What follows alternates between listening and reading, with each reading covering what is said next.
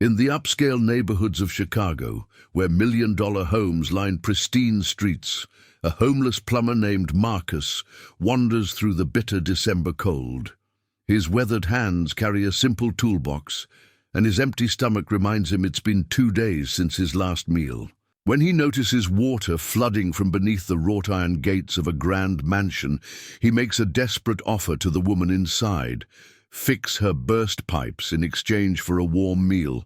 What Marcus doesn't know is that Victoria Hartwell, the woman who answers the door, is worth $3 billion and hasn't trusted another human being in over a decade. She's built an empire but lost her faith in people along the way. But will one act of honest work and humble hunger change both their lives forever? Before we jump back in, tell us where you're tuning in from. And if this story touches you, make sure you're subscribed, because tomorrow I've saved something extra special for you.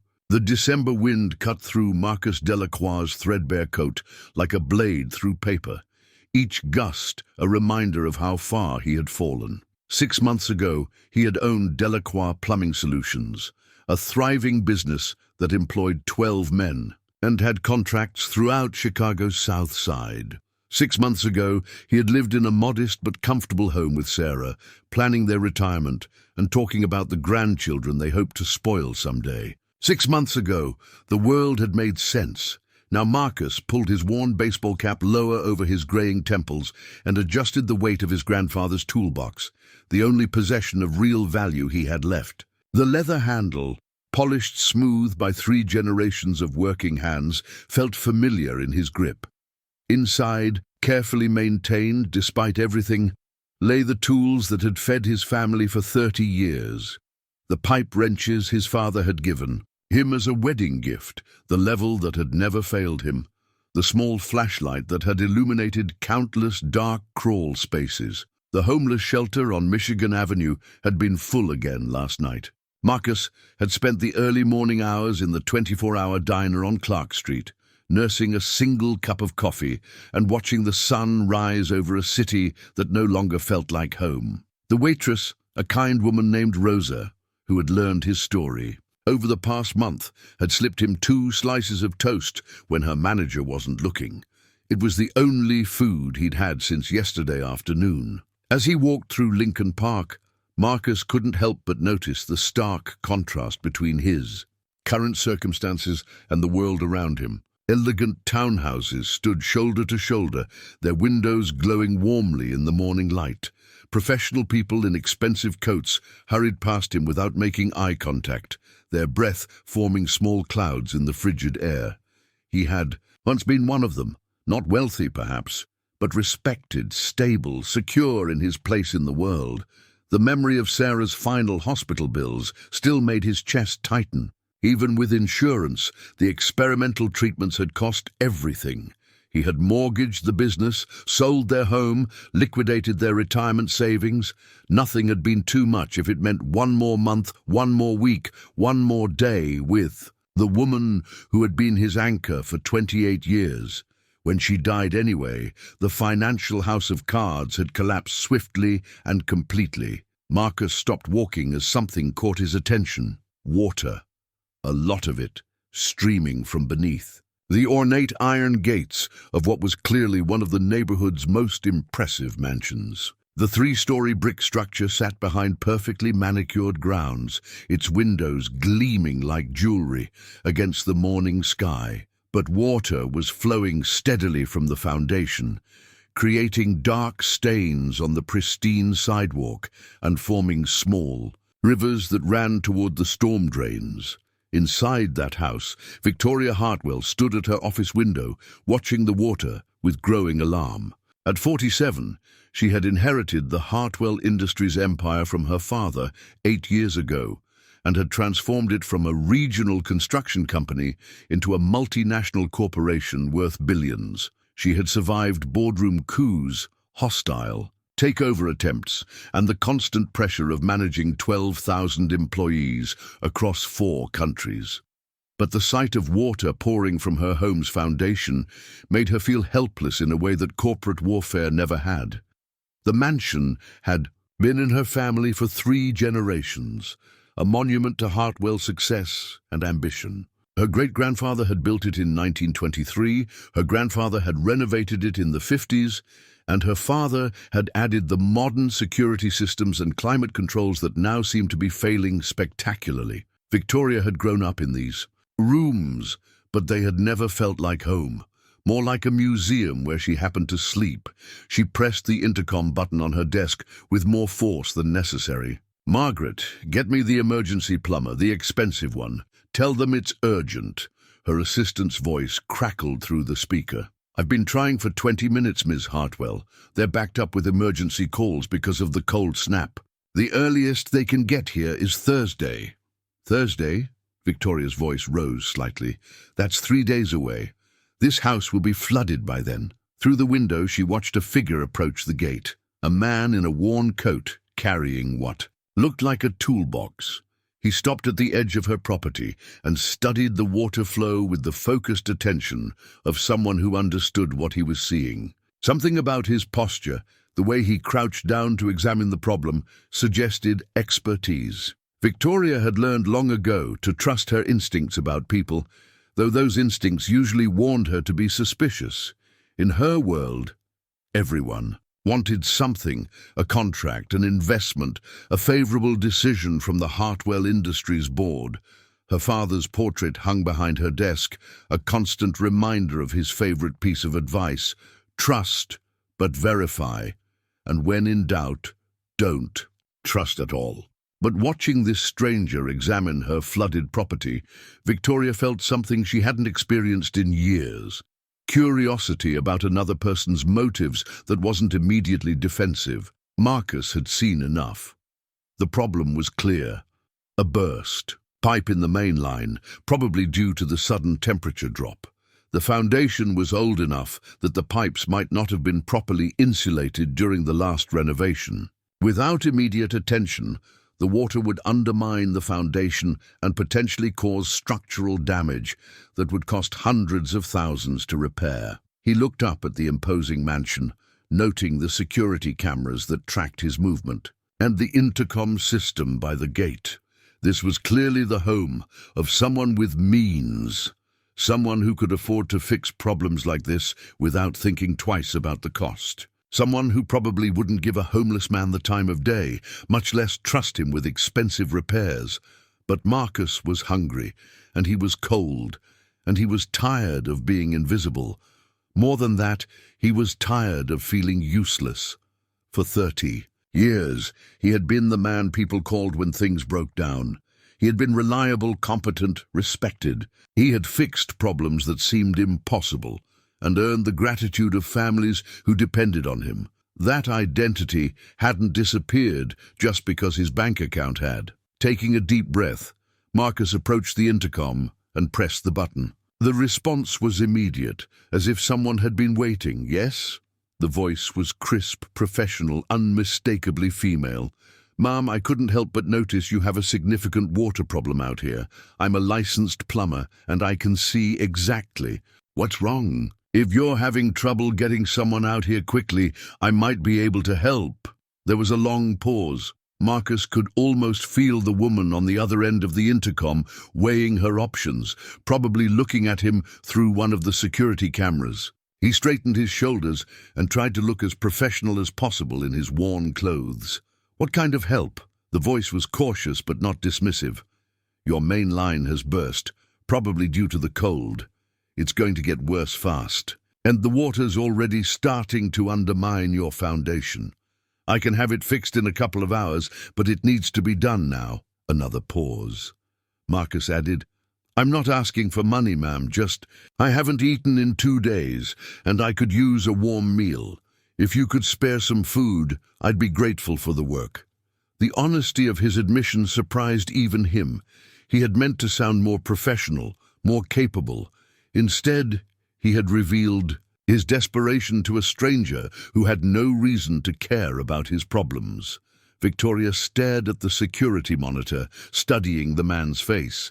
He was probably in his 50s, with graying hair and deep lines around his eyes that spoke of years, of worry, His clothes were clean but worn, his posture straight despite what were obviously difficult circumstances. There was something in his expression, a dignity that hadn't been broken by whatever had brought him to her gate. She thought about the emergency plumbers who charged triple rates and often left bigger messes than they found.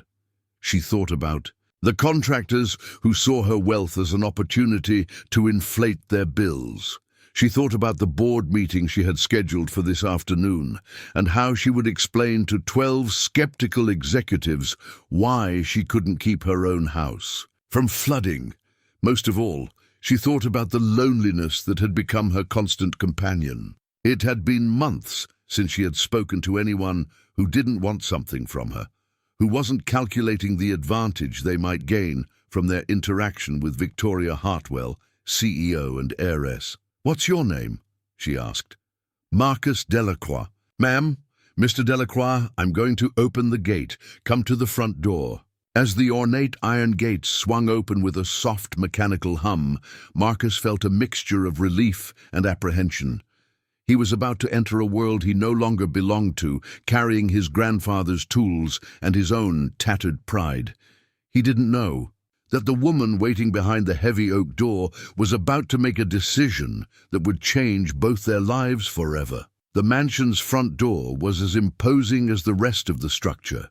Thick oak panels with brass fittings that probably cost more than Marcus used to make in a month. He lifted the heavy knocker and let it fall twice, the sound echoing in the cold morning air. The door opened to reveal a woman who was simultaneously exactly what Marcus had expected, and nothing like he had imagined. Victoria Hartwell was dressed in a perfectly tailored business suit, her dark hair pulled back in a way that emphasized the sharp intelligence in her green eyes. She was beautiful in the way that successful, powerful women often were. Polished, composed, intimidating. But there was something else in her expression, a wariness that suggested she had been disappointed by people before. "Mr. Delacroix," she said, extending her hand. "I'm Victoria Hartwell. Thank you for stopping." Her handshake was firm, businesslike, but Marcus noticed that she studied his face as they shook hands, as if trying to read his character in his features. "Thank you for listening, Ms. Hartwell.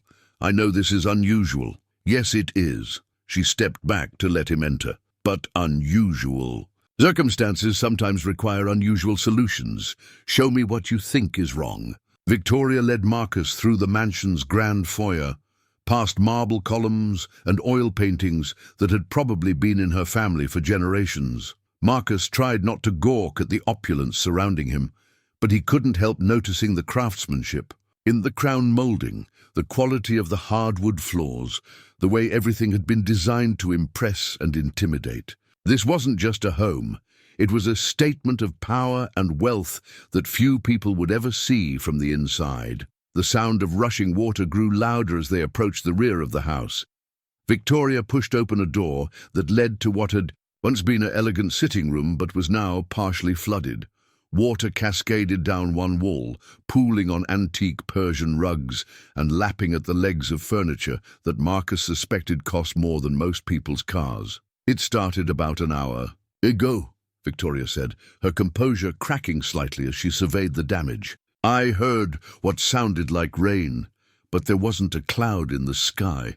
Marcus set down his toolbox and knelt beside the wall where the water was flowing most heavily. He pulled out a small flashlight, his grandfather's, with a brass body that had developed a warm patina over decades of use, and examined the baseboard. The wood was swelling and warping, and he could see where the water was seeping through from behind.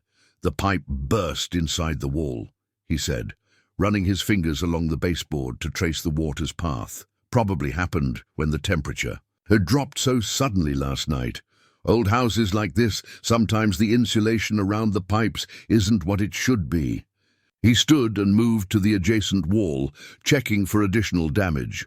"The good news is, it's isolated to this section. The bad news is that every minute we wait, more water is getting behind your walls and under your floors. This kind of damage can spread fast." Victoria watched him work, noting the methodical way he examined the problem, the confidence in his movements despite his obvious circumstances. "What needs to be done?" "I need to shut off the water to this section of the house, then cut into the wall to access the broken pipe. Once I can see what we're dealing with, I can make the repair and get the water flowing again." He paused, looking directly at her. "But I need to be honest with you, Miss Hartwell. This is going to require cutting into your wall, and there's no way to do it without making a mess. When I'm finished, you'll need someone to repair the drywall and repaint. How long will it take?" Marcus considered the question carefully. "If it's a simple burst, which is what I think it is, maybe 2 hours for the plumbing work. The wall repair is a job for another day." Victoria looked at the water continuing to pour down her wall, then at the man who had appeared at her gate like an answer to a prayer she hadn't known she was praying. "Do it." For the next 2 hours, Marcus worked with the focused intensity that had made him successful for 3 decades. He shut off the water, used a reciprocating saw to carefully cut away a section of drywall, and exposed the burst pipe behind the wall.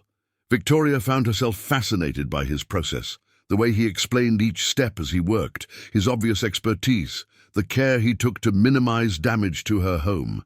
The antique pipe wrench he used had belonged to his grandfather, a tool forged in an era when things were built to last forever. As Marcus worked, he found himself thinking about the old man who had taught him that plumbing wasn't just about pipes and water.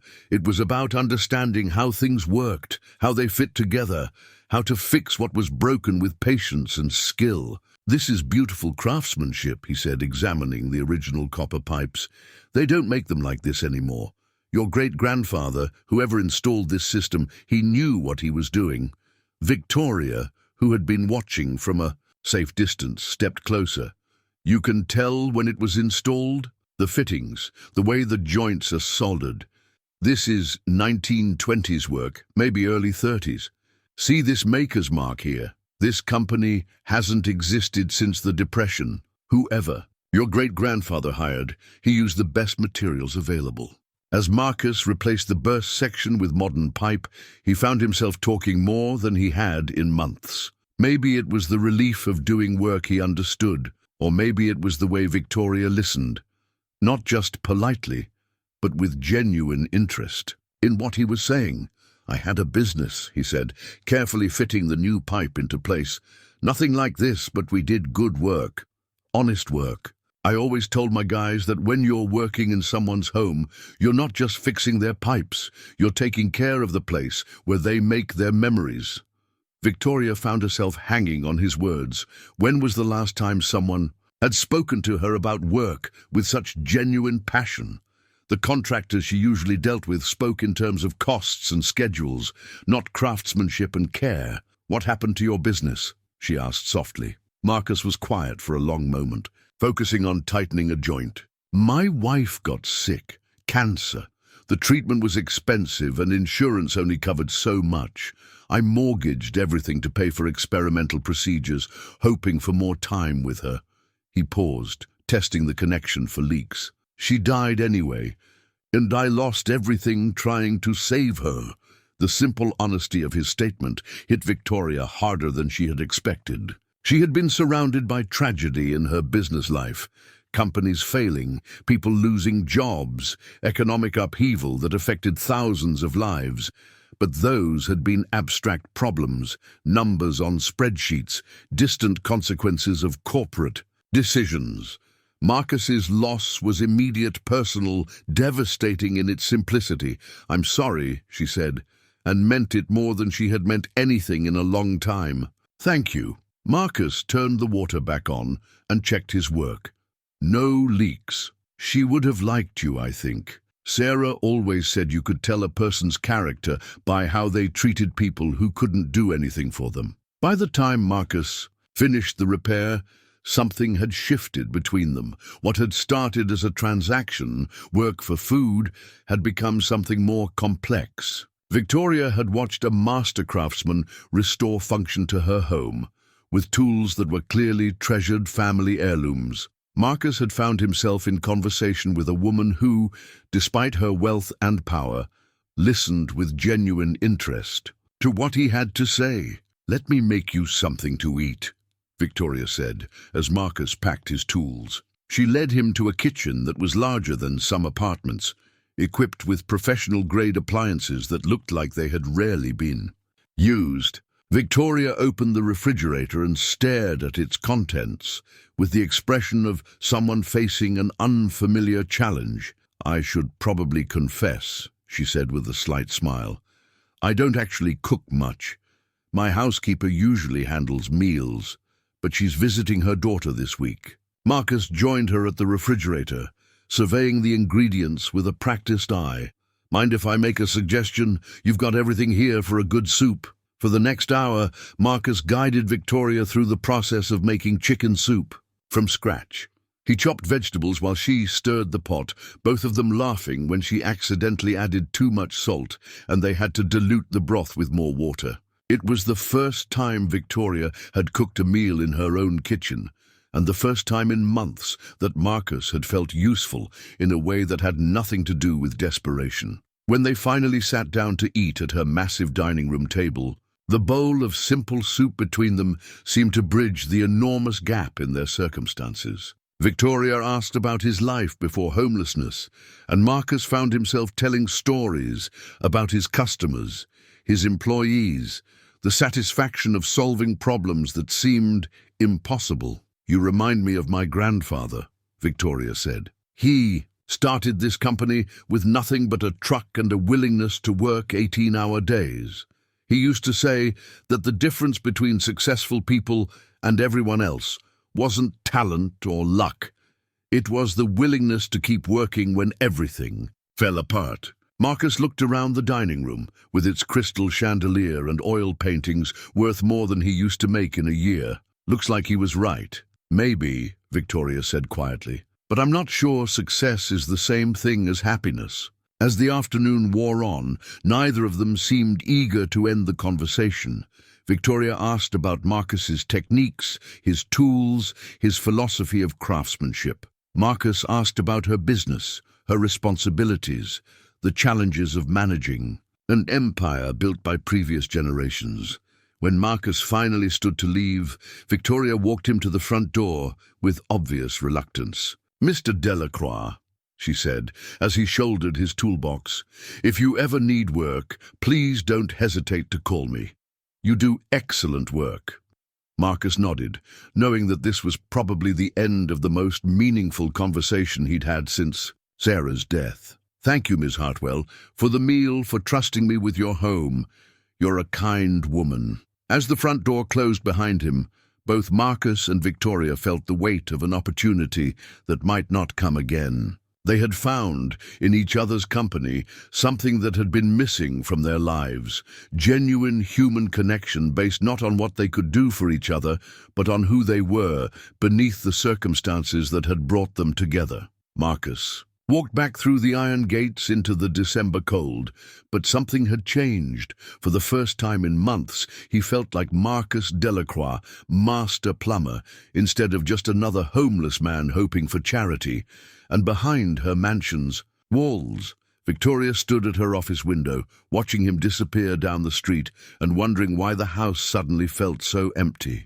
3 days had passed since Marcus fixed Victoria's burst pipe, and she found herself thinking about their conversation more often than she cared to admit. Sitting in her corner office on the 42nd floor of the Hartwell Industries building, surrounded by the familiar trappings of corporate power, Victoria couldn't shake the memory of how natural it had felt to cook soup with a man she barely knew. Her assistant knocked and entered with the morning's priority files. "Ms. Hartwell, the Morrison acquisition documents are ready for your review, and the board wants your decision on the Phoenix development by Friday." Victoria nodded absently, signing documents without her usual careful attention. Her mind kept drifting to Marcus's weathered hands as he worked on her pipes, the way he had spoken about his late wife with such gentle reverence, the pride in his voice when he described his lost business.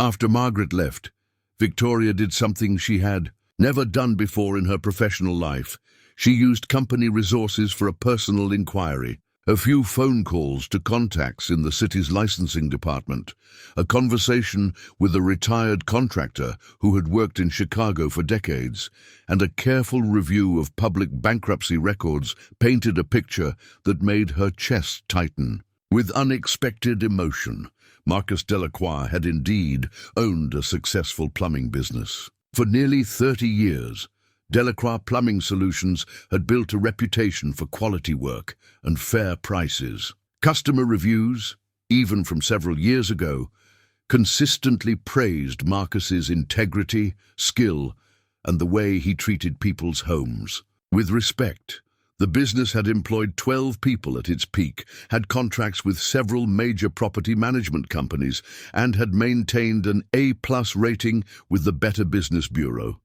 Then, 18 months ago, everything had collapsed. Medical bills totaling over $300,000, a second mortgage on both his business and personal property, maxed out credit cards, and finally, bankruptcy. The business had been sold to pay creditors, the equipment auctioned off, the employees scattered to other companies. 6 months later, Sarah Delacroix had died at Northwestern Memorial Hospital after a valiant fight against stage 4 pancreatic cancer. Victoria leaned back in her leather chair and stared out at the Chicago skyline. She had made her fortune, understanding markets, reading financial statements, and calculating risks. But numbers had never told her such a heartbreaking story of love and loss. Marcus hadn't been irresponsible or foolish. He had simply loved his wife more than he valued his own financial security. That evening, Victoria sat in her mansion's dining room with a catered meal she barely touched, in the same chair where she had shared soup with Marcus 3 days earlier. The house felt cavernous around her, filled with expensive furniture and priceless art, but empty of the warmth that had filled it during those few hours of genuine conversation. She reached for her phone twice, then stopped. What would she say? That she had investigated his background, that she couldn't stop thinking about their conversation, that she was lonely in a way that had nothing to do with being alone.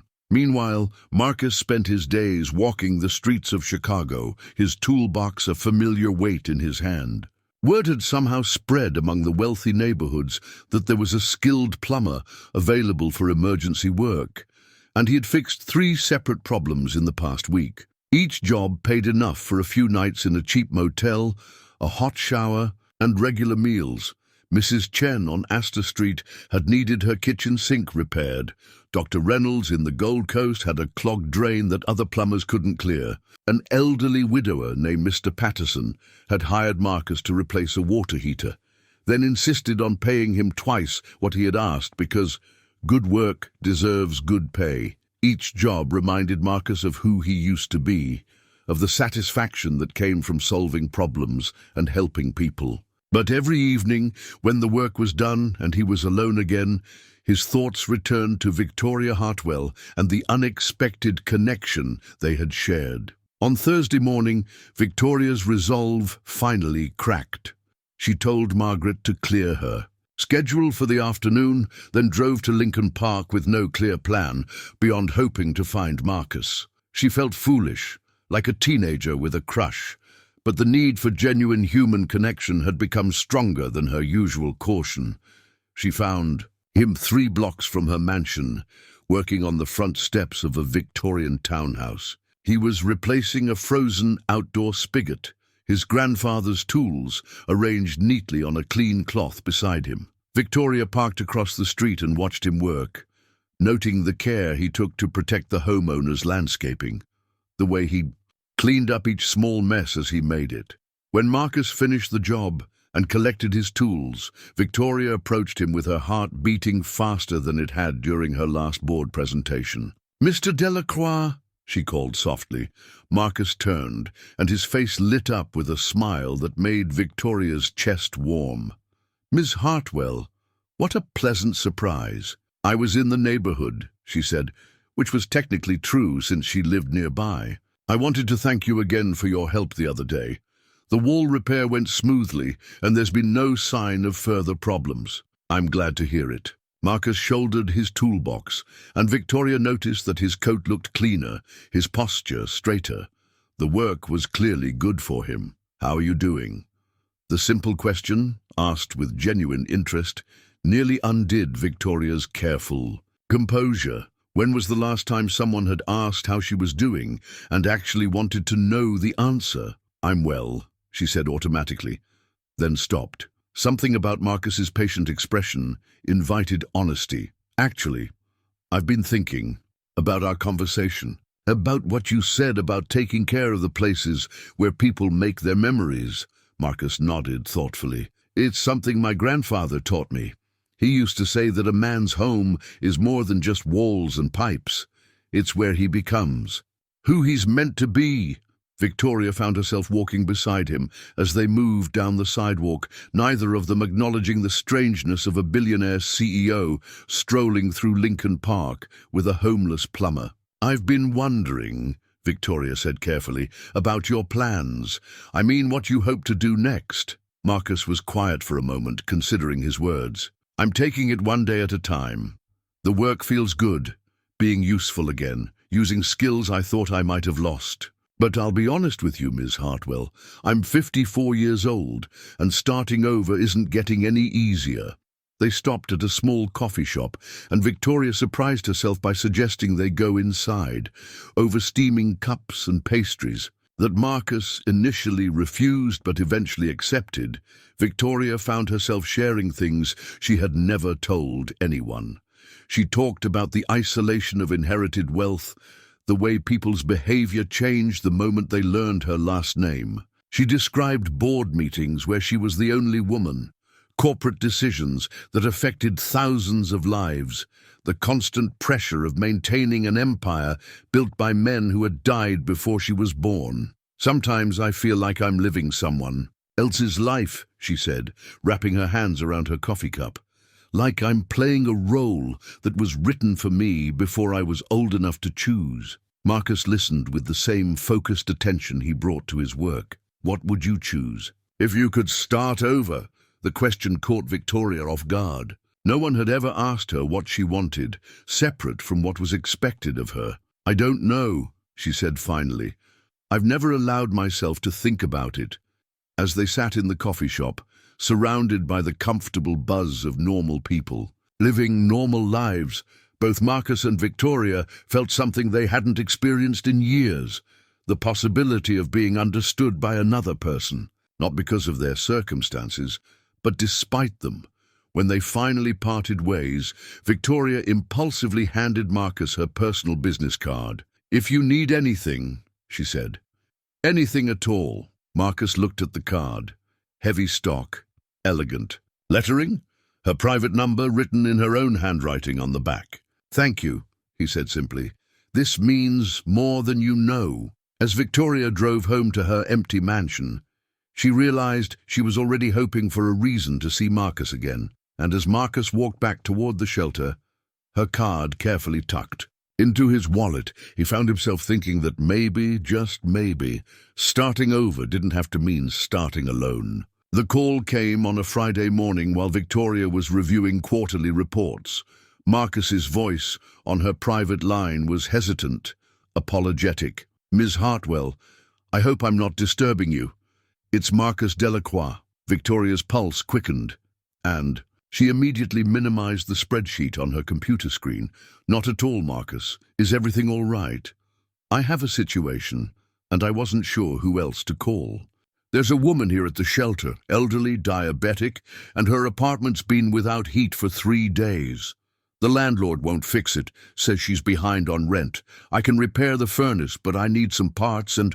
His voice trailed off, embarrassment clear even over the phone.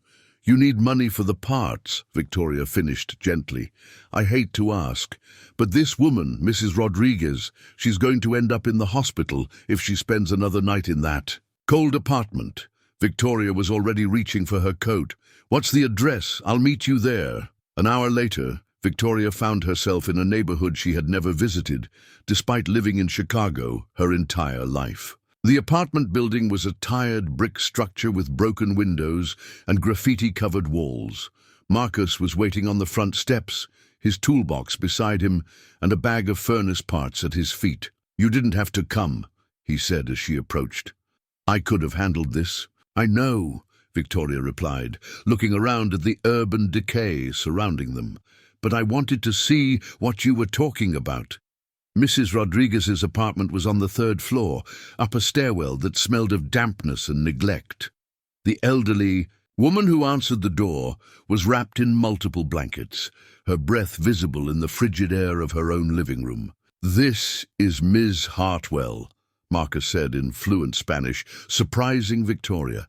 "She's helping us get your heat working again." While Marcus worked on the ancient furnace in a basement that was more like a dungeon, Victoria sat with Mrs. Rodriguez and learned about her life.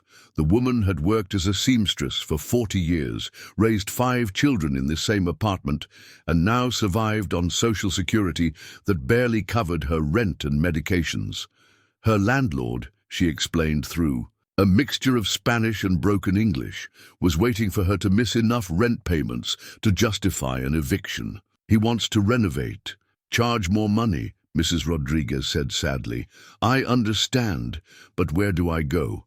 Victoria found herself genuinely moved by the woman's dignity in the face of such uncertainty. When Marcus emerged from the basement 2 hours later, covered in dust but triumphant, the apartment was already growing warm. "The furnace is 20 years past its expiration date," he told Victoria as they walked back to their cars. "I've patched it together, but it won't last the winter." Victoria was quiet for a moment, processing what she had witnessed. What would a new furnace cost? For this building? Maybe $8,000 installed properly. And the landlord won't pay for it. Marcus shook his head. He's hoping the tenants will leave on their own, cheaper than formal evictions. That evening, Victoria did something that would have shocked her board of directors. She called the building's owner and offered to buy the property for twice its assessed value.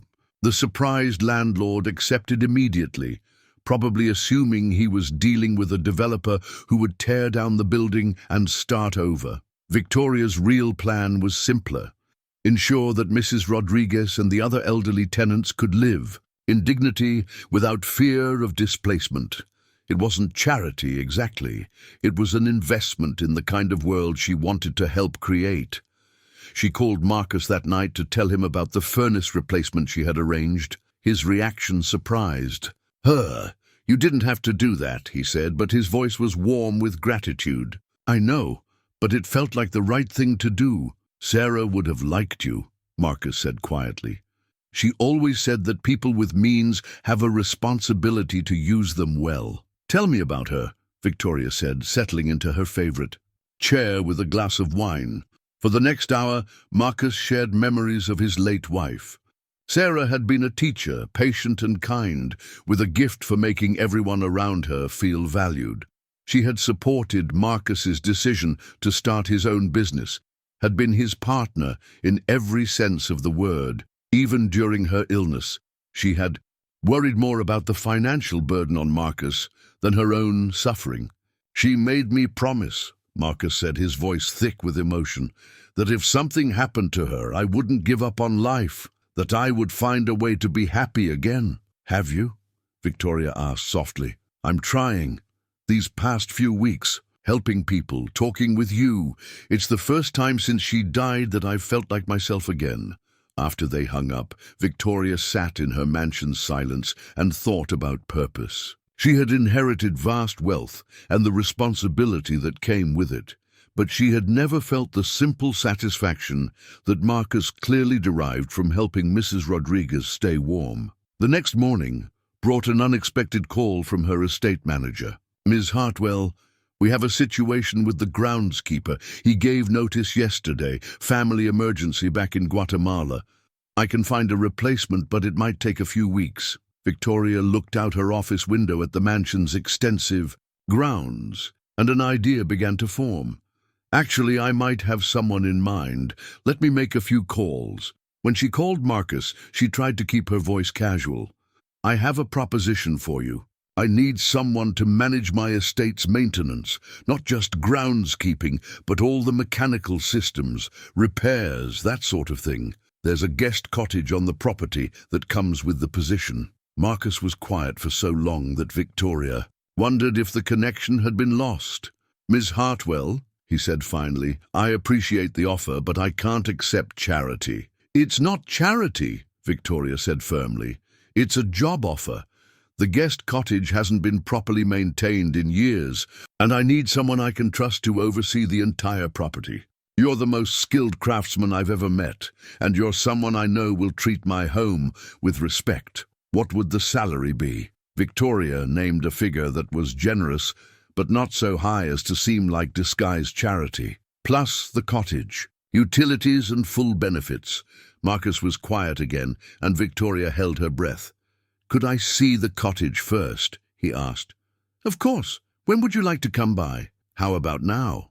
An hour later, Victoria led Marcus along a stone path that wound through the mansion's formal gardens to a small brick cottage tucked among mature oak trees. The building was charming, but clearly needed attention: peeling paint, loose shutters, windows that hadn't been properly cleaned in months. "It needs work," Victoria said apologetically. Marcus walked around the cottage with a professional eye, checking the foundation, examining the roofline, testing the front door's hinges. "Good bones," he said finally. "The structure is sound. Everything else is just maintenance, so you'll take the job." Marcus looked at the cottage, then at the mansion visible through the trees, then at Victoria's hopeful expression. Around his neck, beneath his shirt, Sarah's wedding ring rested against his chest, a reminder of love lost, but also of promises made. "I'll take the job," he said, extending his hand to shake on the agreement. "When do I start?" "How about tomorrow?" Victoria said, unable to hide her smile. As they shook hands in the shadow of the cottage that would become Marcus's new home, both of them felt the weight of a decision that was about much more than employment. They were choosing to trust each other, to believe that two people from vastly different worlds might find something valuable in each other's company.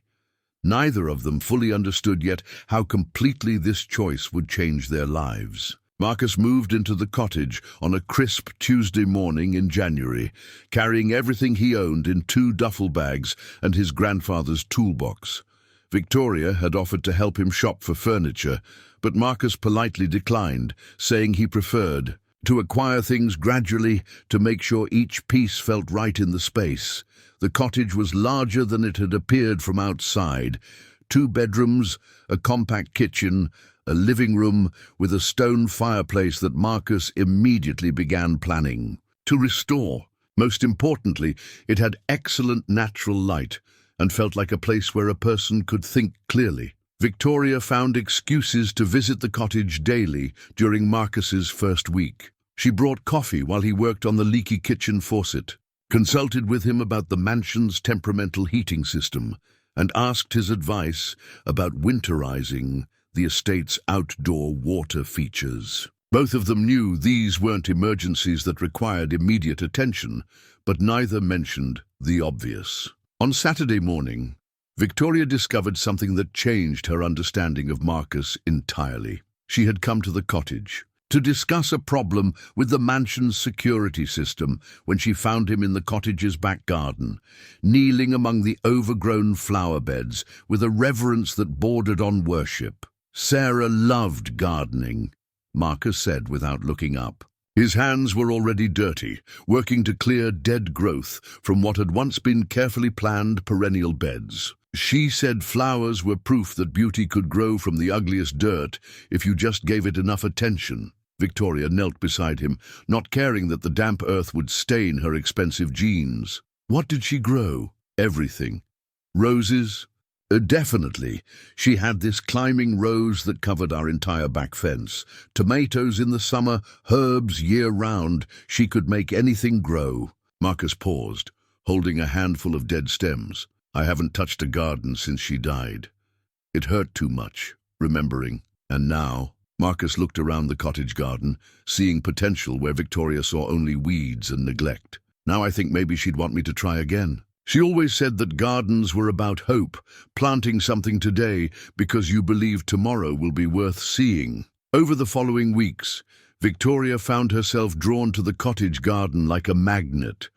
She would arrive with coffee and pastries from the bakery on Michigan Avenue, then spend hours working alongside Marcus as he slowly brought the space back to life. He taught her to recognize the difference between weeds and dormant perennials, showed her how to prepare soil for spring planting, explained the patience required to nurture something from seed to bloom. Victoria discovered she had a natural affinity for the work. Her hands, accustomed to signing contracts and operating computer keyboards, adapted quickly to the more elemental tasks of planting and pruning. More importantly, she found the physical labor strangely therapeutic, a respite from the mental complexity of managing a corporate empire.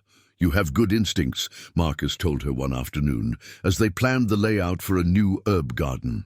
Sarah always said that some people are natural gardeners, not because they know all the rules, but because they understand what plants need to thrive. The comment pleased Victoria more than any board commendation ever had, but their growing partnership wasn't happening in a vacuum.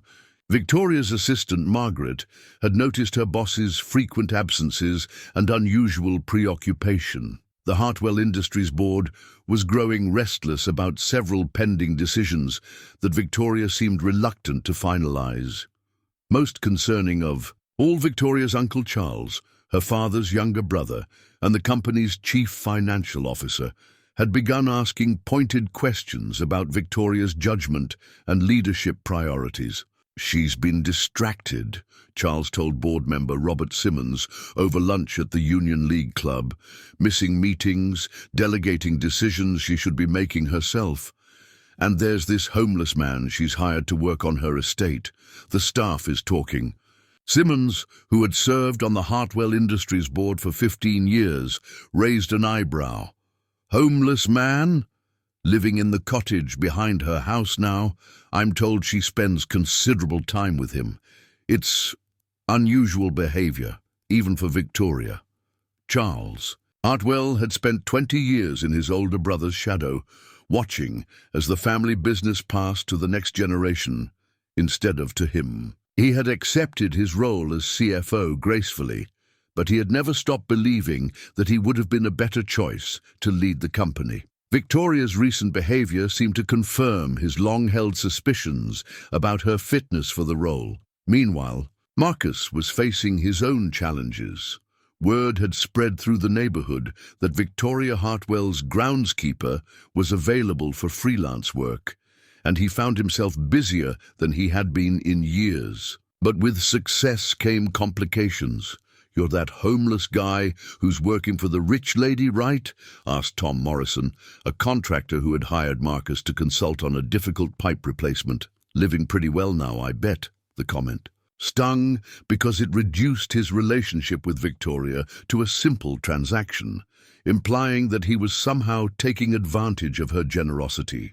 Marcus had been careful to earn every dollar of his salary, often working longer hours than necessary to ensure Victoria felt she was getting full value for her investment in him. More troubling were the whispered conversations he overheard among the mansion's staff. The housekeeper, the security guard, even the postal carrier seemed to have opinions about the homeless man who had somehow gained access to Victoria Hartwell's private world. One evening, as Marcus and Victoria worked together to repair a damaged section of the estate's stone wall, she broached the subject that had been weighing on both their minds. "People are talking," she said, not looking up from the mortar she was mixing. "I know," Marcus replied. "Does it bother you?" Victoria considered the question carefully. "It bothers me that people assume they understand our situation when they know nothing about either of us. It bothers me that they think wealth gives them the right to judge how I choose to live my life. And it bothers me," Marcus said, setting down his trowel, "that they assume I'm here because I want something from you, instead of because I genuinely enjoy your company." They worked in comfortable silence for a while, each lost in thought. Finally, Victoria spoke again. "My uncle thinks I'm having some kind of breakdown. He's been talking to board members, suggesting that my judgment has been compromised. Marcus felt a chill that had nothing to do with the January air. What does that mean? It means that if I'm not careful, I could lose control of the company my family built. And if that happens, a lot of good people will suffer the consequences. The weight of Victoria's revelation settled between them like a stone. Marcus realized that their friendship, whatever it was becoming, existed in a larger context of power, responsibility, and family legacy that he was only beginning to understand. "What do you want to do?" he asked. Victoria looked at him. This man who had appeared at her gate seeking only a meal and had somehow become the most trusted person in her life. "I want to be worthy of the faith you've shown in me. And I want to prove that choosing to see the best in people isn't a weakness. It's the strongest thing a person can do." As they finished repairing the wall that evening, both Marcus and Victoria understood that they were building more than just a garden or fixing more than just broken stones. They were creating something that their respective worlds might not understand or accept, but that felt more real and valuable than anything either of them had known in years. The crisis came on a Wednesday morning in February, when Victoria arrived at her office to find an emergency board meeting already in session. Her uncle Charles sat at the head of the conference table, her usual seat, with a stack of documents spread before him and an expression of grave concern that Victoria immediately recognized as calculated theater. "Victoria, thank you for joining us," Charles said with false warmth. "We need to discuss some concerns that have come to our attention." These board members, 12 executives who had guided Hartwell Industries through decades of growth, looked uncomfortable but determined. Victoria took a seat at the opposite end of the table, her mind racing through possible scenarios. "What concerns?" she asked, keeping her voice level. Robert Simmons cleared his throat. "There have been some irregular financial transactions, large sums moved without proper board approval, property purchases that seem questionable from a business perspective." Victoria's heart sank as she realized they had discovered her purchase of Mrs. Rodriguez's apartment building. "Those were personal investments made with my own funds. I'm not required to seek board approval for my private financial decisions." "Normally, no," Charles agreed smoothly. "But when those decisions suggest a pattern of erratic judgment, the board has a responsibility to consider whether that judgment extends to your leadership of this company." Margaret Phillips, the board's longest-serving member and one of Victoria's few allies, spoke up. "What exactly are you suggesting, Charles?" "I'm suggesting that Victoria has been under considerable stress lately. Her behavior has become increasingly unpredictable. She's missed important meetings, delayed crucial decisions, and—" he paused dramatically. "She's formed an inappropriate relationship with a homeless man who now lives on her property." The words hung in the air like an accusation. Victoria felt her face flush with anger, not at being questioned, but at the way Charles had reduced Marcus to a caricature designed to make the board question her competence. "Marcus Delacroix is a skilled craftsman who manages my estate's maintenance," Victoria said firmly. "His living situation before I hired him is irrelevant to his qualifications or my judgment in employing him." "Is it?" Charles opened a manila folder and slid several photographs across the table. "These were taken by a private investigator. They show you spending considerable time with this man, working alongside him like a common laborer." Victoria looked at the photos. Images of her and Marcus working in the garden, talking by the cottage, sharing coffee on the estate's back terrace. The invasion of privacy made her stomach turn. But more than that, she was struck by how happy she looked in the pictures. When had she last felt the genuine joy that was evident on her face as she knelt beside Marcus among the flower beds?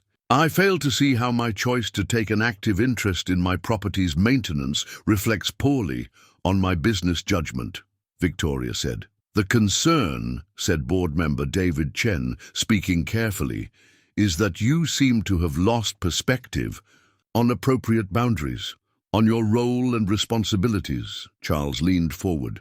Victoria, no one doubts your intelligence or your dedication to this company. But grief can affect people in unexpected ways, and perhaps the stress of leadership has... Grief? Victoria's voice sharpened. What grief? The loss of your father, the isolation that comes with your position, the lack of meaningful relationships in your life. It's understandable that you might form an inappropriate attachment to someone who shows you attention. The condescension in his voice was unmistakable. Victoria realized that Charles had been planning this moment for months, waiting for any sign of vulnerability he could exploit. Her friendship with Marcus had simply provided the ammunition he needed. I see, Victoria said quietly. And what exactly do you propose? Charles exchanged glances with several board members. We think you should take a leave of absence, 6 months, perhaps a year. Time to gain some perspective, to address whatever personal issues are affecting your judgment. The company would be in capable hands. I've been CFO for 20 years, and I understand the business as well as anyone. Victoria looked around the table at faces she had known for years. People who had worked with her father, who had watched her grow from a nervous young woman into a capable executive. Some looked genuinely concerned, others merely uncomfortable. A few, she realized, had already made their decision. And if I refuse, then we'll be forced to call for a vote of no confidence, Charles said, with false regret.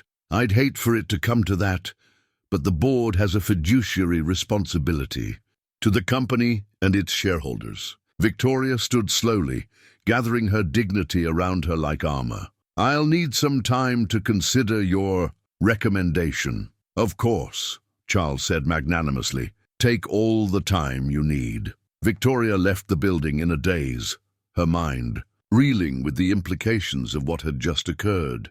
By the time she reached her car, anger had replaced shock. Charles had orchestrated this ambush carefully, using her growing friendship with Marcus as evidence of instability while positioning himself as the reasonable alternative.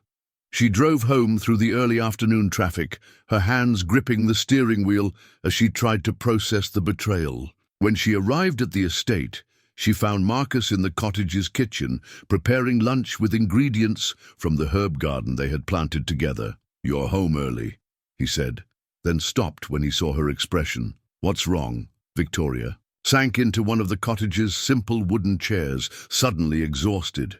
My uncle is trying to remove me as CEO. He's convinced the board that I'm mentally unstable, and he's using our friendship as evidence. Marcus set down the knife he had been using to chop vegetables. Because of me. Because of his ambition, Victoria corrected firmly. He's been waiting for an opportunity like this for years. I've just given him the excuse he needed. Marcus was quiet for a long moment, processing the implications. What does this mean for you?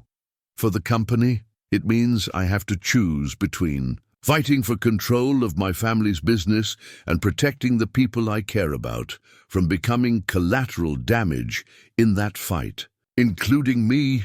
Victoria looked at him, this man who had brought honesty and purpose back into her life, who had shown her what it meant to find joy in simple things, who had helped her remember who she was beneath the weight of inherited expectations. I won't let them use you as a weapon against me, she said, but I also can't pretend that our friendship exists in a vacuum. My choices affect other people, thousands of employees, communities that depend on Hartwell Industries for their economic stability. Marcus reached across the small table and took her hand. What do you need from me? The simple question, offered without conditions or expectations, nearly broke Victoria's composure. I need to know that whatever happens, whatever choice I make, you'll understand that it's not about what I want, it's about what's right. I understand, Marcus said. But Victoria, I need you to understand something too. I've been on the bottom, and I've seen how the world treats people who have nothing. You're not just fighting for a company, you're fighting for the right to use your position to help people who can't help themselves. That matters. That evening, Victoria sat alone in Her father's study, surrounded by the portraits and artifacts of 3 generations of Hartwell leadership. In her hands, she held a simple wooden jewelry box that had belonged to her mother, not the expensive pieces Victoria wore to corporate functions, but the modest rings and necklaces that had meant something personal. Her mother had died when Victoria was 15, too young to benefit from a woman's wisdom about love, relationships, and the courage required to follow your heart when the world expected you to follow convention. But looking at the simple gold band her mother had worn daily, Victoria thought she understood something her mother might have told her, that the most important decisions in life weren't about what was safe or expected, but about what was true. The question now was whether Victoria had the courage to fight for that truth, knowing that the battle ahead would test everything she believed about power, love, and the price of authentic connection in a world that often punished both. The envelope arrived on a Thursday morning, slipped under the cottage door sometime before dawn, with no return address, and Victoria's name written in careful block letters. Marcus found it when he stepped outside to check the weather and immediately recognized the weight of something significant. Victoria was in the mansion's study, preparing for what she expected would be her final board meeting as CEO of Hartwell Industries, when Marcus knocked softly on the door. "This was left for you," he said, handing her the envelope with a gravity that made her look up from her laptop. Inside was a single sheet of paper. A letter written in the same careful handwriting as her name on the envelope. Victoria read it. Once then again, her face growing pale. "What is it?" Marcus asked. Victoria handed him the letter without speaking. Marcus read the words that would change everything they thought they knew about their connection. "Ms. Hartwell, I worked for Morrison Construction for 37 years before I retired. I know about what happened to Marcus Delacroix's business, and I know who was behind it. If you want the truth about how your uncle destroyed that man's life to benefit Hartwell Industries, meet me at Lou Mitchell's diner on Jackson Street tomorrow at 8 a.m. Come alone. A friend." Marcus sank into the chair across from Victoria's desk, the letter trembling slightly in his hands. "Morrison Construction. That's the company that bought out most of my contracts when my business failed." "I remember," Victoria said quietly. "We acquired Morrison 6 months later as part of our expansion into the residential market." She paused, pieces of a puzzle she hadn't known existed clicking into place. Charles oversaw that acquisition personally. The next morning, Victoria sat in a booth at Lou Mitchell's Diner, a Chicago institution that had been serving coffee and eggs to working people since 1923. At exactly 8 o'clock, an elderly man in a worn Carhartt jacket approached her table. "Miss Hartwell, I'm Bill Kowalski." He slid into the booth across from her, his weathered hands wrapped around a coffee cup that the waitress had automatically filled. "Thanks for coming, Mr. Kowalski. What you wrote in your letter—" "Let me start from the beginning," Bill interrupted. "I was Morrison's project manager for over 20 years. Good company, family-owned, never did anything shady until your uncle started sniffing around." Bill opened a manila folder and spread several documents across the table between them. "See? Marcus Delacroix had something Morrison wanted. Contracts with 3 major property management companies. Good steady work that would have set Morrison up for years." Victoria recognized the property management companies' names. They were all current Hartwell Industries clients. Problem was, Delacroix Plumbing had those contracts locked up tight. 20-year relationships, stellar reputation, prices that were fair but competitive. Morrison couldn't figure out how to muscle in. Bill took a sip of coffee. That's when your uncle approached Morrison's owner with a proposition. Victoria's stomach began to sink as she sensed where this story was heading. Charles Hartwell told Morrison that Hartwell Industries was planning to acquire residential contractors as part of a new strategic initiative. He said if Morrison could secure the Delacroix contracts, he'd guarantee that Hartwell would buy Morrison within 6 months at a premium price. Bill slid a photocopied document across the table. "This is the agreement they signed," Charles promised. Morrison 20% above market value for their company, contingent on their acquisition of specific contracts, including all of Delacroix's major accounts. Victoria studied the document, recognizing her uncle's signature at the bottom. But how did Morrison get Marcus's contracts? His customers were loyal.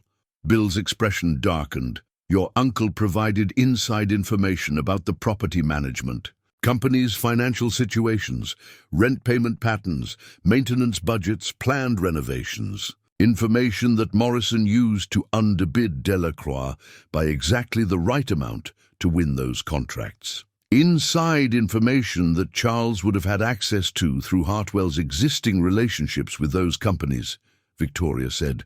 Understanding dawning. Exactly. Marcus never had a fair chance to compete. Morrison knew exactly what to bid because your uncle told them what the property managers could afford to pay. Victoria felt sick.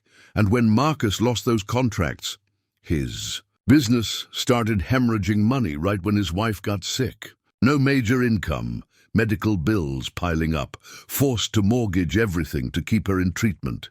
Bill gathered the documents back into his folder. Marcus Delacroix lost his business because your uncle decided it was worth destroying a man's life to make a deal. Why are you telling me this? Victoria asked. Why now? Bill leaned back in the booth, his expression a mixture of guilt and determination. Because I've been carrying this secret for 2 years, and it's been eating at me. When Morrison's owner sold to your uncle, he made us all sign non-disclosure agreements. Said if any of us talked about the Delacroix situation, we'd lose our pensions. But you're talking now. I'm 71 years old, and my pension's already vested. More than that, I heard through the construction grapevine that Delacroix was homeless, that he'd lost everything. Bill's voice grew heavy with emotion. Good men don't deserve to suffer for other people's greed. Victoria stared at the documents, her mind racing through the implications. Do you have copies of everything? Everything. The original agreement. Between your uncle and Morrison. Emails discussing the bidding strategy.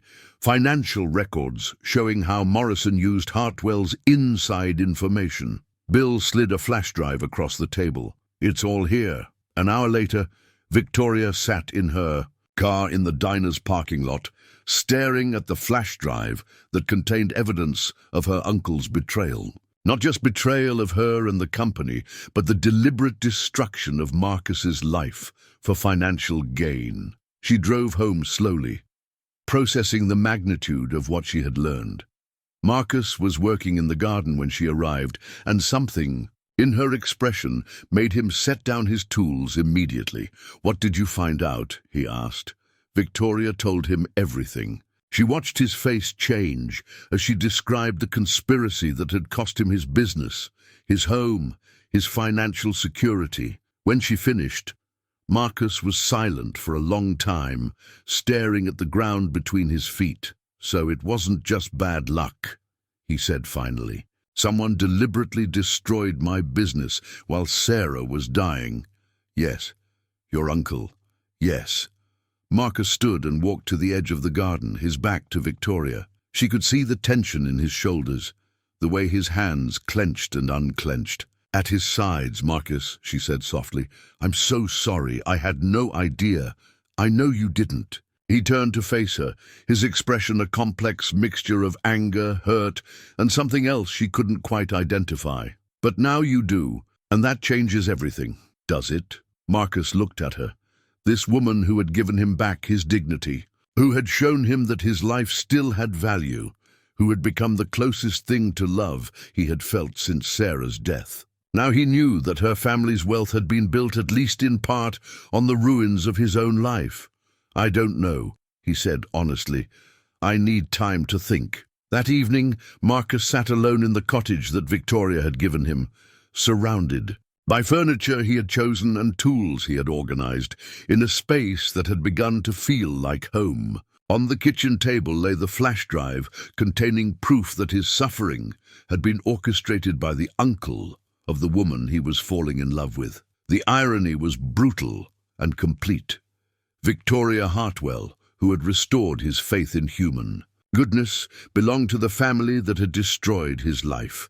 The woman who had shown him that starting over was possible was connected to the very people who had made starting over necessary. Outside his window, the garden they had planted together was beginning to show the first signs of spring growth. Tomorrow he would have to decide whether the connection they had built could survive the revelation that fate, or Charles Hartwell's greed, had brought them together for reasons far more complex than either of them had imagined. The question that would determine both their futures was simple but devastating. Could love flourish when planted in soil poisoned by betrayal, even if that betrayal belonged to the past and had been committed by someone else entirely? For 3 days after the revelation about Charles's conspiracy, Marcus and Victoria barely spoke. They moved around the estate like polite strangers, their easy intimacy replaced by a careful distance that hurt more than any argument could have. Victoria threw herself into investigating the evidence Bill Kowalski had provided, while Marcus worked in the garden with a mechanical precision that spoke of a man trying not to think. Victoria's study became a war room. She spread documents across every available surface, cross-referencing bank records with acquisition timelines, building a case that would not only expose Charles's crime, but potentially implicate him in corporate fraud. Margaret, her loyal assistant, worked overtime helping to organize the evidence, asking no questions about why Victoria had suddenly become obsessed with a 2-year-old construction deal. The Morrison acquisition netted Hartwell Industries $12 million in new contracts, Victoria told Margaret as they reviewed the financial records. Charles received a substantial bonus that year, $200,000 for exceptional strategic planning. Blood money, Margaret said, quietly, then immediately looked apologetic for speaking so bluntly. Exactly, Victoria agreed. He profited from destroying Marcus's life, then had the audacity to use that same destruction as evidence that I'm unfit to lead this company. But even as Victoria built her case against Charles, she struggled with the larger question of what justice would look like. Exposing her uncle would destroy him, his career, his reputation, possibly his freedom if criminal charges were filed.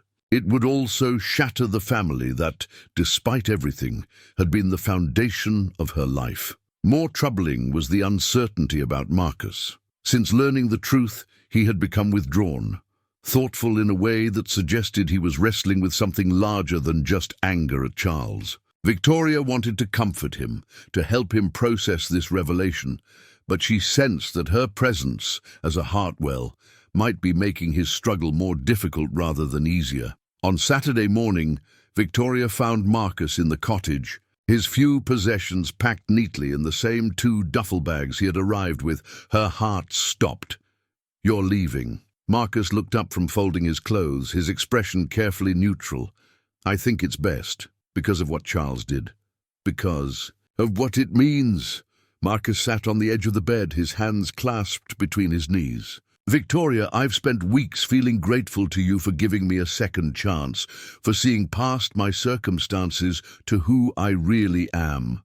But now I find out that those circumstances, losing my business, becoming homeless, being desperate enough to knock on your door, all of it happened because your family destroyed my life." Victoria sat in the cottage's single chair, maintaining distance but staying close enough to see the pain in his eyes. "I didn't know." "I know you didn't. That's what makes this so complicated." Marcus ran his hands through his graying hair. "If Charles had been a stranger, someone with no connection to you, this would be simpler. I'd be angry, I'd want justice, but it wouldn't change what's grown between us. But because he's my uncle, because he's your uncle, and because I'm falling in love with you, I can't tell where justice ends and revenge begins. I can't separate my feelings for you from my need to see him pay for what he did." The admission that he was falling in love with her hit Victoria like a physical blow. She had been hoping for those words for weeks, but hearing them now, shadowed by betrayal and uncertainty, made them bittersweet rather than joyful. What if we could separate them Victoria asked carefully.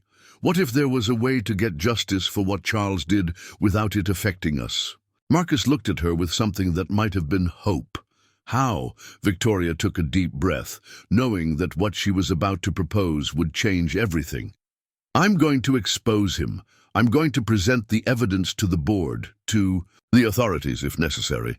I'm going to make sure he pays for what he did to you and probably to other people over the years. And then, I'm going to rebuild your business, not as charity, not as compensation, but as restitution. What you lost because of Hartwell Industries will restore. Marcus was quiet for a long moment. What would that cost you?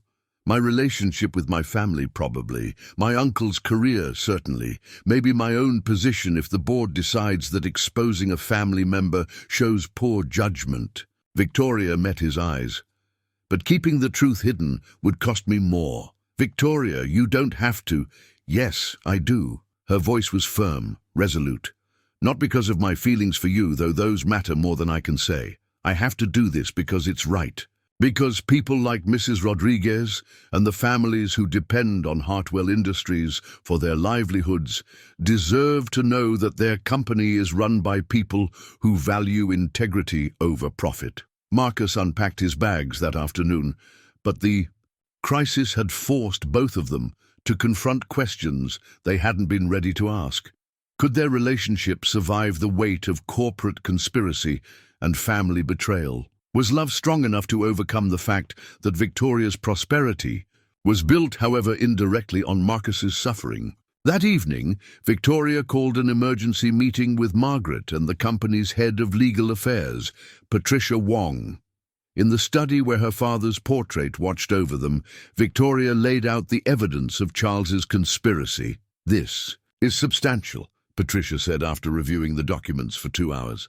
If these allegations are proven, Mr. Hartwell could face criminal charges for fraud, conspiracy, and potentially racketeering. What about the company's liability? Victoria asked. Significant. The victims of this conspiracy, not just Mr. Delacroix, but potentially others, would have grounds for substantial civil suits. We could be looking at tens of millions in damages. Margaret, who had been quiet during the legal discussion, finally spoke. Miss Hartwell, are you certain you want to pursue this? The personal cost of not pursuing it would be higher, Victoria said firmly. I won't run a company built on other people's suffering. Over the next week, Victoria worked with Patricia to prepare a comprehensive presentation for the board. They traced the paper trail of Charles's conspiracy, documented the financial benefits that had flowed to both him and the company, and outlined a plan for making restitution to the affected parties. Marcus, meanwhile, faced his own reckoning. Word of the impending board meeting had somehow leaked, and speculation was running rampant among Chicago's business community. Several former clients reached out to him, having heard through the grapevine that he might be starting a new business. The interest was gratifying but also overwhelming.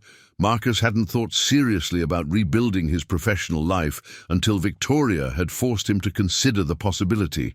It wouldn't be the same, he told Victoria as they worked together. In the garden one evening, the business I lost was built over 30 years. The relationships, the reputation, the trust that can't be restored with money alone. No, Victoria agreed, carefully transplanting seedlings they had started from seed. But maybe it can be rebuilt with time and commitment. Maybe the experience you've gained, the perspective you've developed, would make a new business even better than the old one. Marcus considered this as he watched Victoria's hands work in the soil. Her manicured nails were dirty, her expensive clothes stained with earth, but she had never looked more beautiful to him. The woman who had inherited billions was kneeling in a garden, planting seeds that wouldn't bloom for months, because she believed in the value of nurturing something from nothing. If I rebuild the business, he said carefully, and if this between us becomes something permanent, people will always wonder about my motives. They'll say, I seduced a lonely billionaire to get my company back. Victoria looked up from the seedlings.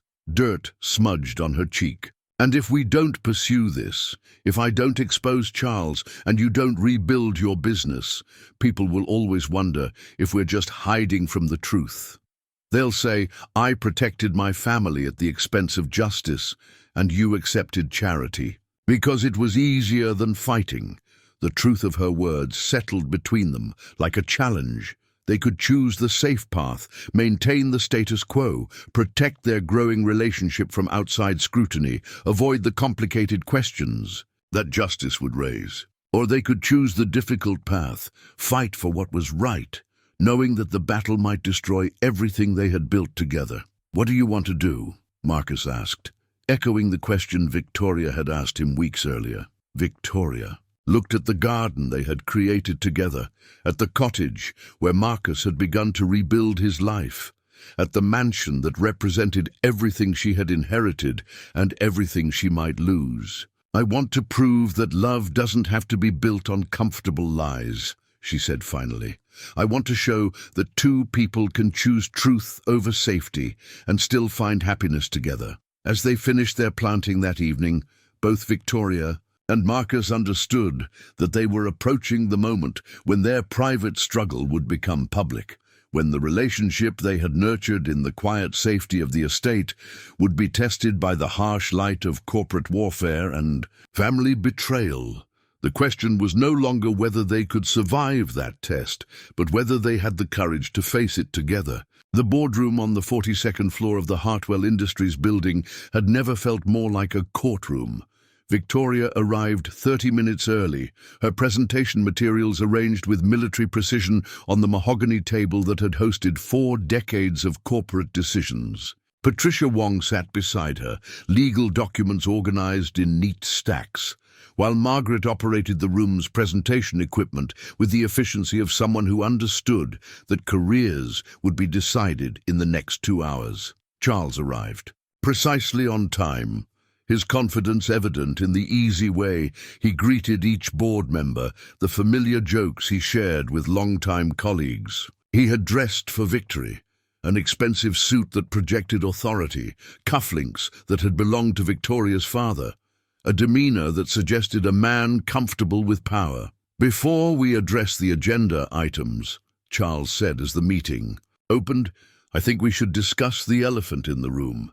Victoria's continued relationship with this homeless man has created a public relations nightmare for the company." Victoria felt her temper flare, but kept her voice level. "I wasn't aware that my personal relationships were board business, Charles. They become board business when they affect your judgment and the company's reputation," Robert Simmons interjected. "There are rumors circulating that could damage Hartwell Industries' standing in the business community." Victoria looked around the table at faces she had known for years, reading the mixture of concern, embarrassment, and curiosity in their expressions. These were good people mostly, who had built successful careers by making careful, conservative decisions.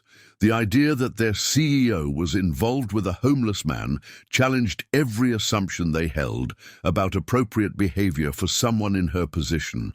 "I understand your concerns," Victoria said calmly, "but before we discuss my personal life, I think you should know about some irregularities I've discovered in our recent acquisitions." Charles's confident expression flickered slightly. "What irregularities?" Victoria nodded to Margaret, who activated the presentation screen. The first slide showed the Morrison Construction acquisition timeline, with key dates highlighted in red. 2 years ago, Hartwell Industries acquired Morrison Construction for $28 million, Victoria began. "At the time, it seemed like a smart strategic move, gaining access to residential contracts and expanding our market share." "It was a smart move," Charles interrupted. "I negotiated that deal personally." "Yes, you did." Victoria clicked to the next slide, which showed the contracts Morrison had acquired immediately before the Hartwell purchase. "What I find interesting is how Morrison managed to secure several major contracts just months before we bought them, contracts that significantly increased their value." Margaret Phillips leaned forward. "What kind of contracts?" "Property management. Accounts that had been held by other contractors for decades, long-term relationships that were suddenly broken when Morrison submitted dramatically lower bids. Victoria clicked again, and Marcus's name appeared on the screen beside a photo of his former business. The board members shifted uncomfortably. They recognized him from the photographs Charles had shown them weeks earlier. Delacroix Plumbing Solutions was one of those contractors, Victoria continued. A family business that had served the same clients for over 20 years, with an impeccable reputation and competitive pricing. I don't see the relevance, Charles began. The relevance, Victoria said firmly, is that Morrison was able to underbid Delacroix because someone provided them with inside information about the property management company's budgets and payment schedules. The room fell silent. Patricia. Wong stood and distributed copies of the documents Bill Kowalski had provided.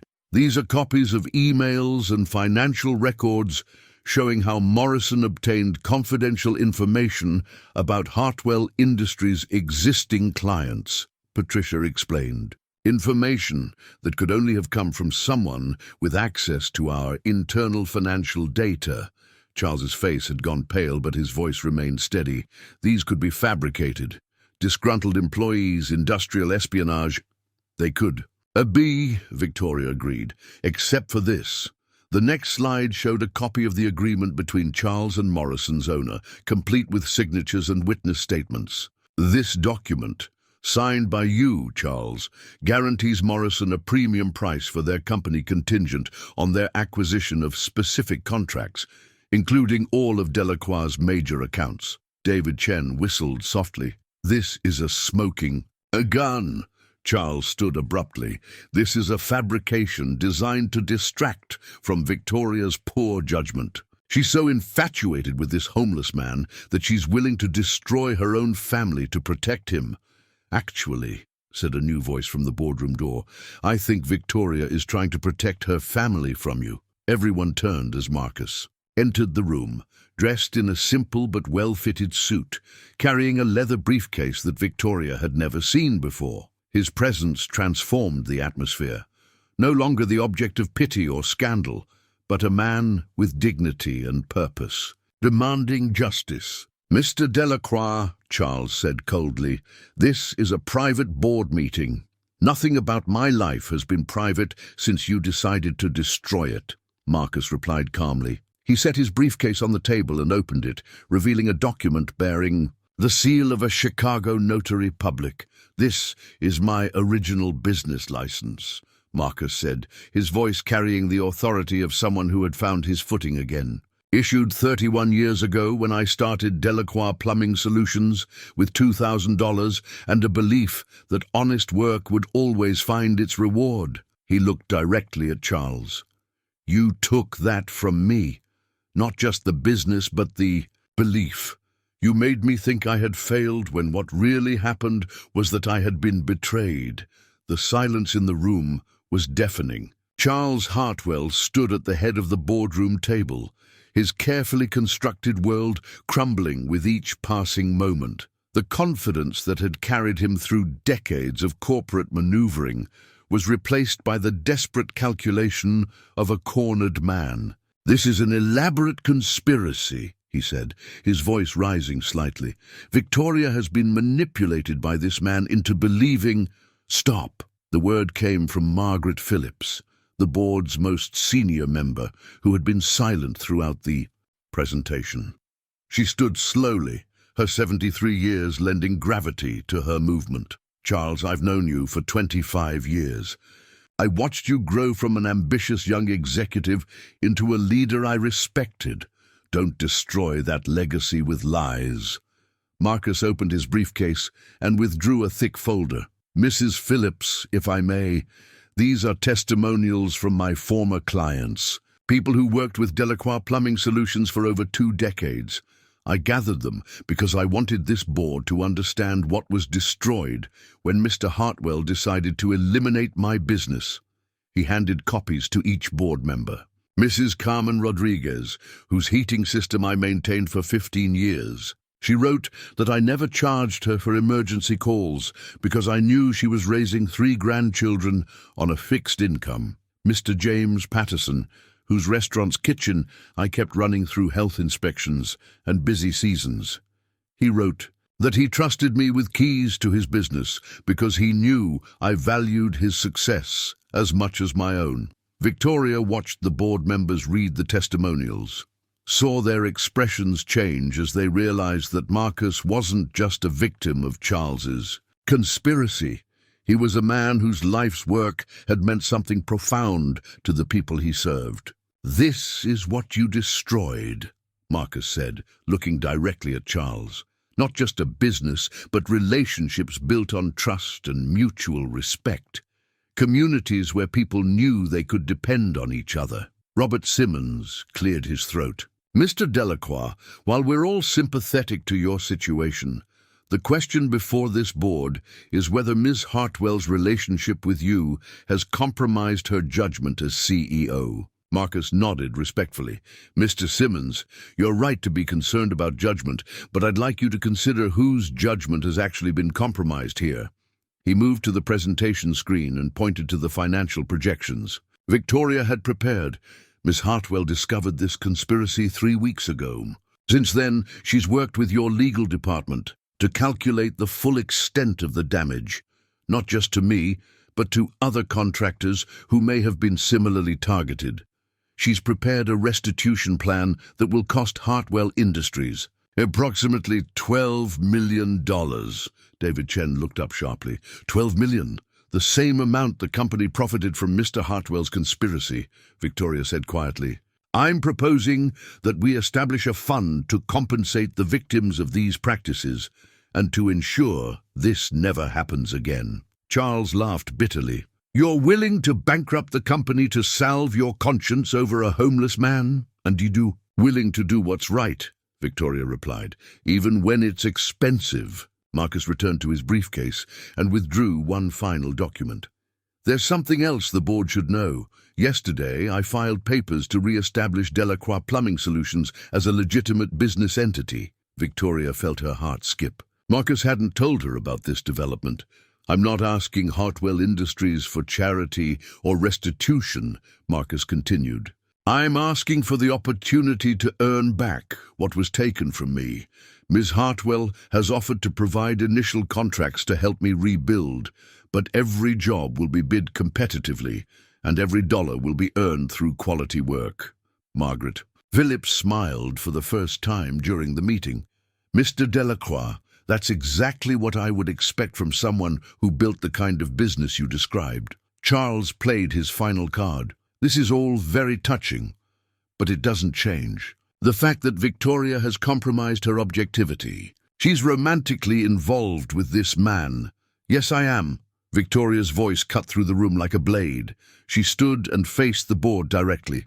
"I'm in love with Marcus Delacroix, not because he needed my help, but because he showed me what integrity looks like when it costs everything you have." The admission created a moment of profound silence. "I've spent my entire adult life trying to be worthy of the legacy my father left me," Victoria continued, "but I've learned something important these past few months.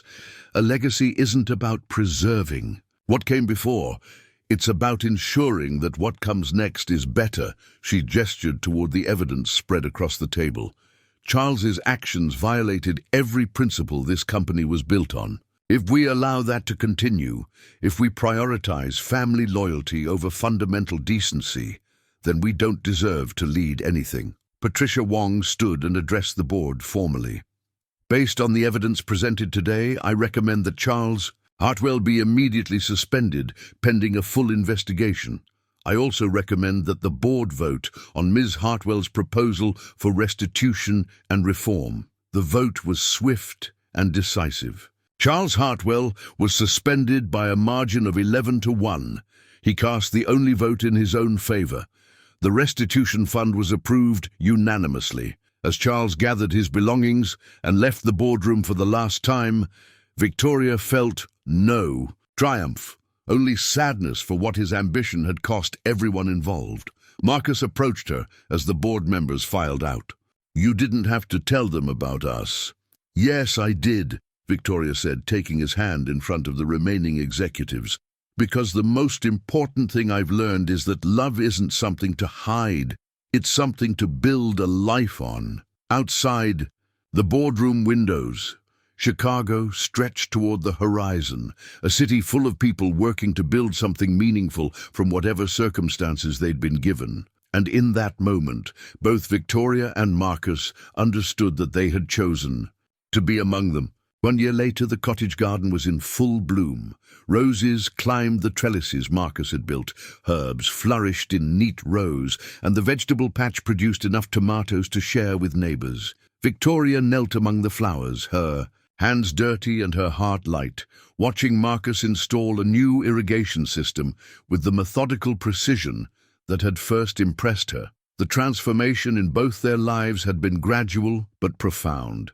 Marcus's rebuilt business, Delacroix Plumbing Solutions 2, employed 6 people and had a waiting list of clients who valued quality work and honest pricing. He had kept his office small deliberately, choosing relationships over expansion, craftsmanship over profit maximization.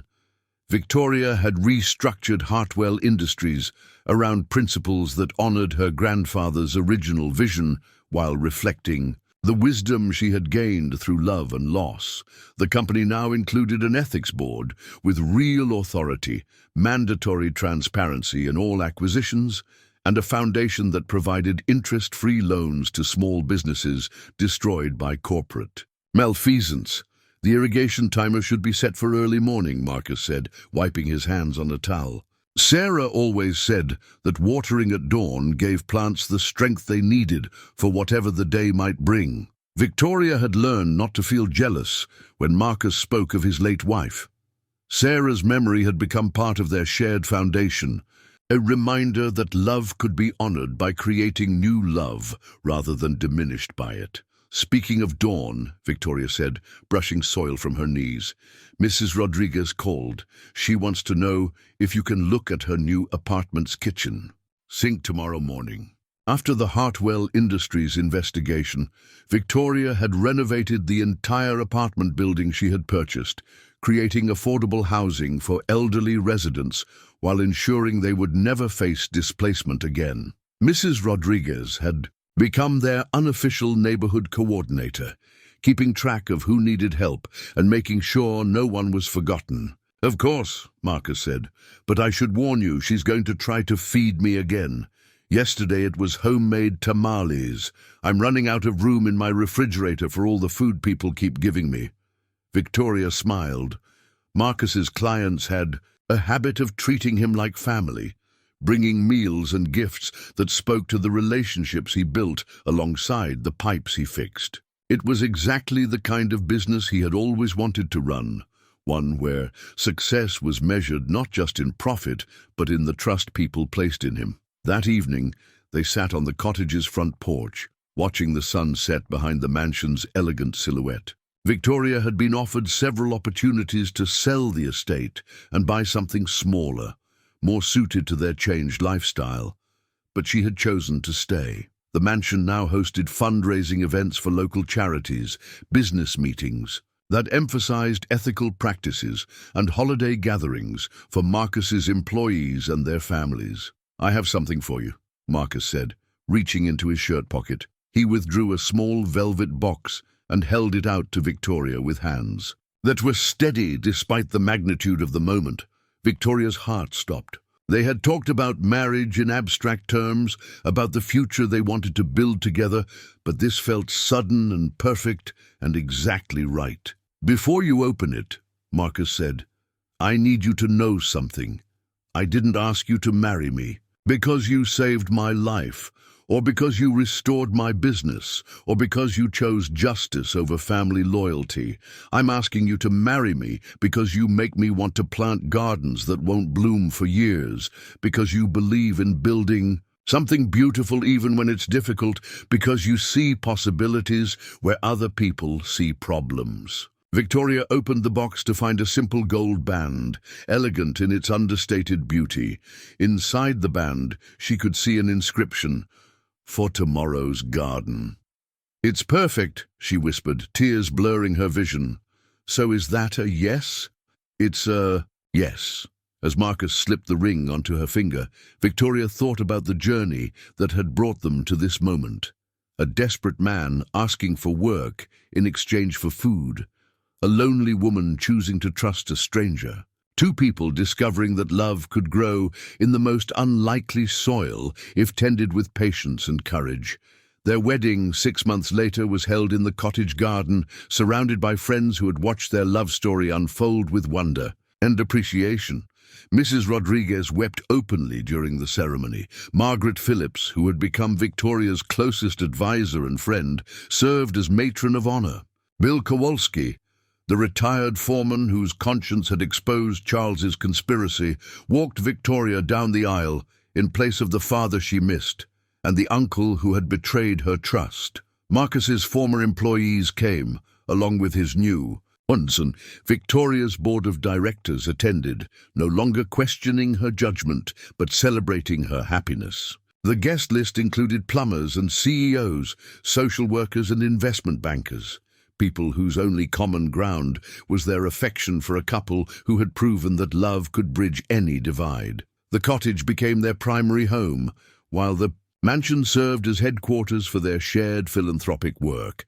They established a foundation that provided emergency assistance to families facing medical crises, ensuring that no one would lose everything while fighting for a loved one's life the way Marcus had.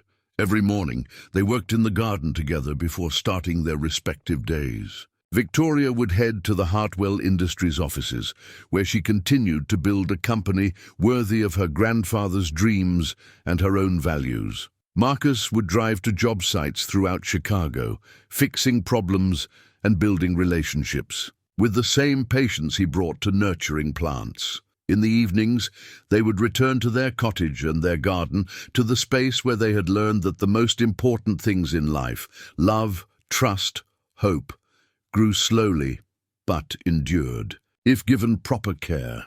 Standing among the roses that climbed toward their windows, sharing the simple satisfaction of work well done and love freely given, Victoria and Marcus had found something neither wealth nor success had ever provided.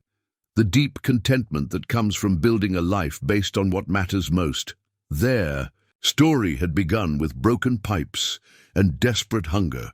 It had grown into something that would last generations, a testament to the truth that love, like gardens, flourishes when planted in good soil and tended with faithful hands.